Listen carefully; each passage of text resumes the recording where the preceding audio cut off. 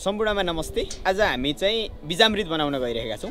बिजामृत चाहिँ कुनै पनि बिरुवाहरू अथवा चाहिँ कुनै पनि बेर्नाहरू सार्नुभन्दा अगाडि हामीले बनाउने गरिन्छ। यो चाहिँ बेर्नाको लागि पनि प्रयोग गरिन्छ अनि त्यसपछि हामीले चाहिँ बिउहरूको लागि पनि प्रयोग गरिन्छ। यो चाहिँ बिउहरूलाई उपचार गर्ने एउटा प्राङ्गारिक अथवा प्रकृतिसम्मत पद्धति हो। हामीले प्रमुख यसमा प्रयोग गर्ने भनेको पानी, त्यसपछि मल, त्यसपछि रसायन विषादी नपरेको जमिनको माटो अनि त्यसपछि चुना, खाने चुना अथवा कृषि चुना र गाईको लोकल गाईको गहुँत यति प्रयोग गरिन्छ। अब म थोरै बिजामृतको बारेमा यी चिजहरू किन प्रयोग गरिन्छ र यो प्रयोग गर्दा के हुन्छ भने सानो जानकारी दिन चाहन्छु। सर्वप्रथम मलमा चाहिँ धेरै खालको असल ब्याक्टेरिया, गुणी ब्याक्टेरियाहरू चाहिँ पाइने, जीवाणुहरू, ब्याक्टेरियाहरू पाइने भएकाले मल प्रयोग गरिन्छ।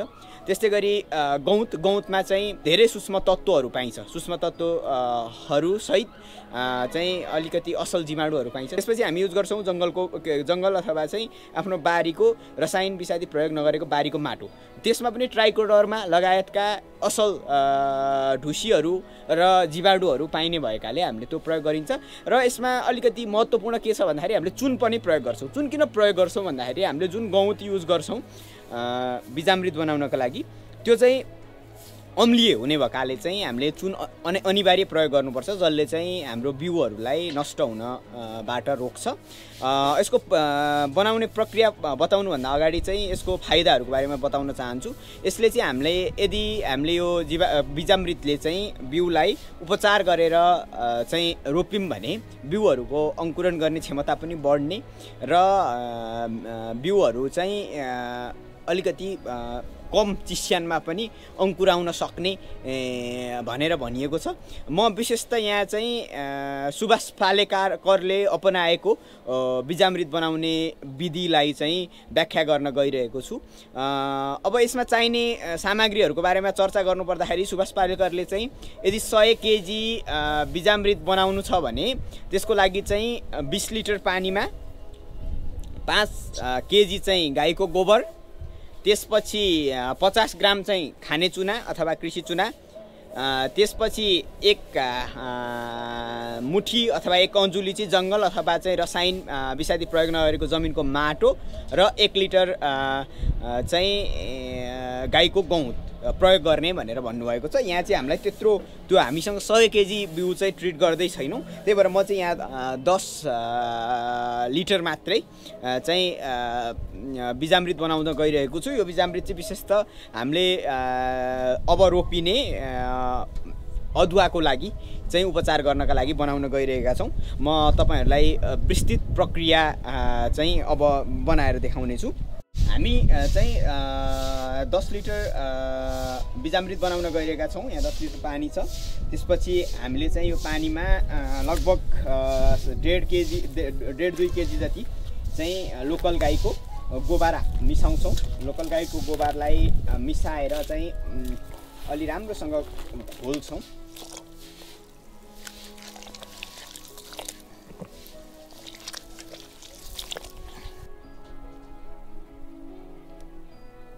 यसमा चाहिँ हामीले अब रसायन अथवा विषादी प्रयोग नगरेको बारीको 1 अन्जुली माटो हाल्न गइरहेका छौँ। 1 अन्जुली माटो हालिसकेपछि यसमा चाहिँ हामीले 1 लिटर लोकल गाईको गहुँत हाल्न गइरहेका छौँ।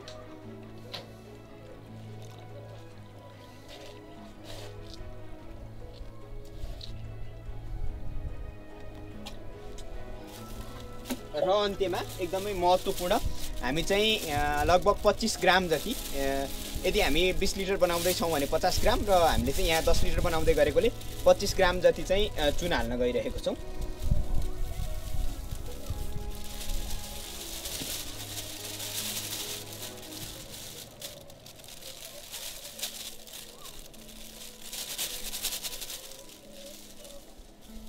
यसरी सबै थोक हालिसकेपछि यसलाई हामीले लौराको सहायताले मजाले चलाउँछौँ।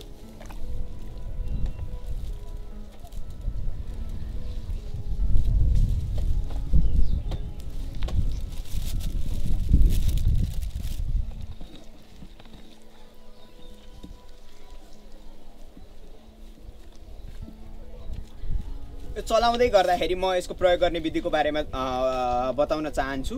यो चाहिँ हामीले यसरी चलाएर सबै थोक हालिसकेपछि यसलाई 24 घण्टाका लागि चाहिँ अलि शीतलो ठाउँमा छोडिदिन्छौँ र 12 घण्टामा एकपल्ट पुनः चलाउँछौँ।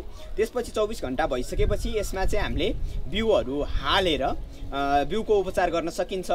यो प्रयोग गर्दाखेरि चाहिँ हामीले यसरी बनाएको बिजामृत 48 घण्टाभित्रमा प्रयोग गरिसक्नुपर्छ यसको उचित प्रभावकारिताको लागि। तपाईँ यदि पर्सि चाहिँ बिउ रोप्दै हुनुहुन्छ भने आज बनाएर भोलि चाहिँ बिउको उपचार गरेर त्यो बिउलाई चाहिँ 12 घण्टाका लागि चाहिँ एउटा अलि घाम नपर्ने ठाउँमा चाहिँ छोडिदिन सक्नुहुन्छ। यो चाहिँ लेप लाउने जस्तै हो बिउहरूमा।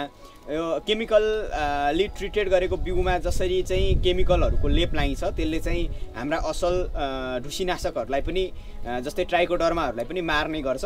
यो त्यही प्रक्रिया हो, तर यसले चाहिँ अझ हाम्रा असल जीवाणुहरूलाई चाहिँ यसले फाइदा गर्छ र बिउलाई अङ्कुराउन पनि सहयोग गर्छ।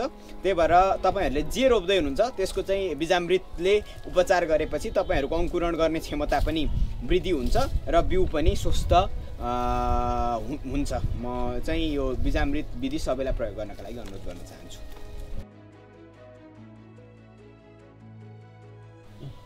हामी चाहिँ अदुवालाई बिजामृतसँग उपचार गर्न गइरहेका छौँ। यहाँ हामीले बिजामृत अस्ति तयार गरेर राखेको 24 घण्टापछि चाहिँ बिजामृत प्रयोग गर्नुपर्छ र 48 घण्टाभित्रमा प्रयोग गरिसक्नुपर्छ। हामीले चाहिँ अदुवालाई यसरी बिजामृतसँग चाहिँ यसरी भिजाएर अनि त्यसै केही क्षण राख्छौँ र यसलाई निकालेर चाहिँ हामी चाहिँ 12 घण्टाको लागि घाम नलाग्ने ठाउँमा चाहिँ सुक्नको लागि छोडिदिन्छौँ। त्यसपछि हाम्रो अदुवा रोप्नको लागि तयार हुन्छ। बिजामृतसँग चाहिँ उपचार गरिसकेका अदुवाहरू रोप्नलाई ठिक्क पारिएको अदुवाहरू हो, जसलाई चाहिँ हामीले बिजामृतसँग उपचार गरेर कम्तीमा 12 घण्टा चाहिँ घाम नपर्ने ठाउँमा राखेका थियौँ र अब चाहिँ यो अदुवाहरू रोप्नका लागि तयार भयो।